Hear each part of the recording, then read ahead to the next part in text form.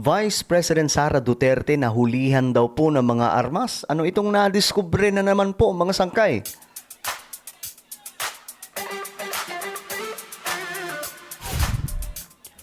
Okay, pag-usapan po natin ito ngayon. Itong si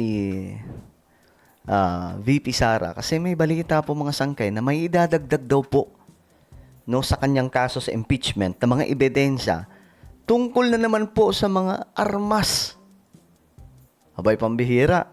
Palaki ng palaki yung kinakaharap ng Vice Presidente ah. Well, alamin po natin kung gaano katotoo ito mga sangkay. Bago tayo mag-umpisa, sa mga hindi pa po dyan nakakapag-subscribe sa ating YouTube channel, makikita nyo po yung subscribe button. Sa baba ng video na to, i-click nyo lamang po yung subscribe, i-click ang bell, at i-click nyo po yung all. Sa mga nanonood po sa Facebook, i-follow nyo po yung ating Facebook page. Okay, so shoutout po sa lahat ng mga solid sangkay na nanonood ngayon. Hello guys, what's up?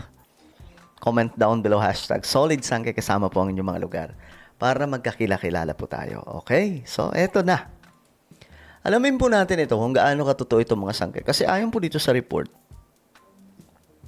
umano yung mga hindi deklaradong armas kasama sa bagong ebidensya laban daw po kay VP Sara Duterte.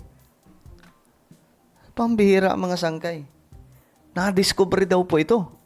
Kasama sa mga bagong ebidensya sa kasong impeachment laban kay Vice President Sara Duterte, ang umano'y mga hindi nakadeklarang armas na pagmamayari ng Vice Presidente at ng kanyang asawa na si Attorney Manasseh Carpio. Ayon kay House Prosecution Panel Member at Bicol Saro Party List Representative Terry Ridon, hindi bababa sa 50 armas ang pagmamayari ni VP Sara at ng kanyang asawa. Hindi bababa sa 50. 50. Ulitin nga natin. Ni Manasseh Carpio. Ayon kay House Prosecution Panel Member at Bicol Saro Party List Representative Terry Ridon, hindi bababa sa 50 armas ang pagmamayari ni VP Sara at ng kanyang asawa. So, hindi bababa sa 50 na mga armas, mga sangkay. Ano to, pag-aari lang ng kanyang asawa o... Eh, syempre, mag-asawa sila mga sangkay. So, kanila po yan. You know. Doon, hindi bababa sa 50 armas ang pagmamayari ni VP Sara at ng kanyang asawa. Nako. Sinasabing milyon-milyon At dalawa sila. umano ang halaga ng mga ito na pawang mga rifle, shotgun, revolver at pistol. Uy, ang dami nun. So, para po malinaw lang, itong pinapakita mga sangkay, hindi po... tingin ko hindi po ito yung nakita kay la VP Sara. No, parang lang po ito mga sangkay, hinighlight lang. Pero ayun na nga po, ewan ko kung sana may ebidensya, no? Sana mayroong may mga larawan tayo makita. Tingin ko hindi ito mga sangkay. Pawang mga rifle, shotgun, revolver at pistol. Hindi umano nakadeklara ang mga ito sa Statement of Assets, Liabilities and Net Worth o SALN ni VP Duterte. Nako. So hindi, ang tanong kasi dito, sabi dito, hindi daw po diniklara. Pero ang tanong dito, may ba dito? May lisensya ba ito mga sangkay? Pero ba't gano'n naman kadami? Hindi bababa sa 50 eh. Ang dami po nun mga sangkay. Kaya naman kabilang sa mga testigong nais ipatawag ng House Prosecution Panel, kaugnay nito ay ang mga kinatawan ng Philippine National Police Firearms and Explosives Office, firearms dealer o nagbenta ng mga armas na ito sa mag-asawang Duterte at valuation expert. Okay. So, yan po ay titingnan nila mga sangkay. Pero kung may lisensya ito, medyo medyo, ewan ko lang sa mga abogado, paano po nila dyan, ilalaban yan sa side nila VP Sara. Pero ang dami, no? Mahigit 50 mga sangkay para pong, baka naman para sa mga security nila, no? Pero yun na nga po, yung naratibo naman po dyan, mga sangkay, ng kampo nila VP Sara. Siyempre, sasabihin po nila yan na ito ay pagmamaniobra ng mga kalaban, gusto lang silang sirain, kaya't ginagawa ito. Yun naman po talaga lagi yung kanilang sinasabi, mga sangkay. No? every time na may pinupukol sa kanilang mga kung ano-anong mga ebidensya, mga issues, ang madalas na sinasabi, iniipit lang po sila at pinupolitika. Ako naman mga sanggay, ang opinion ko dyan, harapin na lang nila. 'Di ba?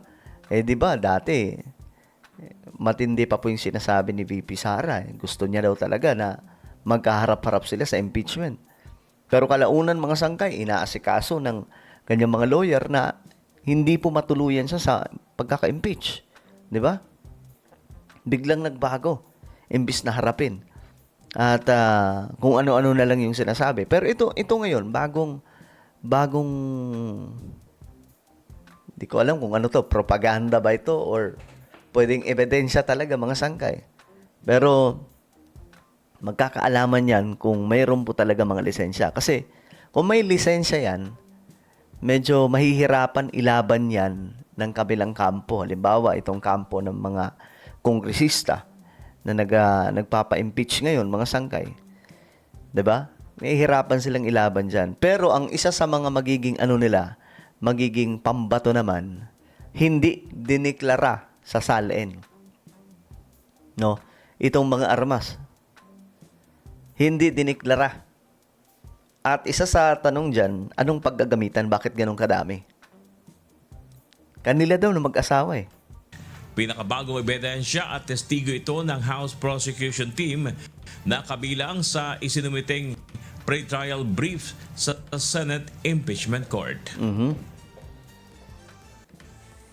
Mayroon pong mga pag-aaring mga armas.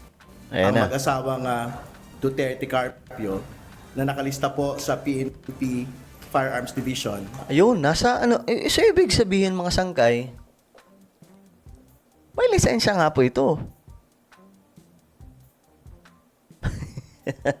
So, ang laban nila dyan, hindi lang dineklara sa SALN, mga sangkay. Yun ang magiging laban nila. Kasi, alam ng PNP.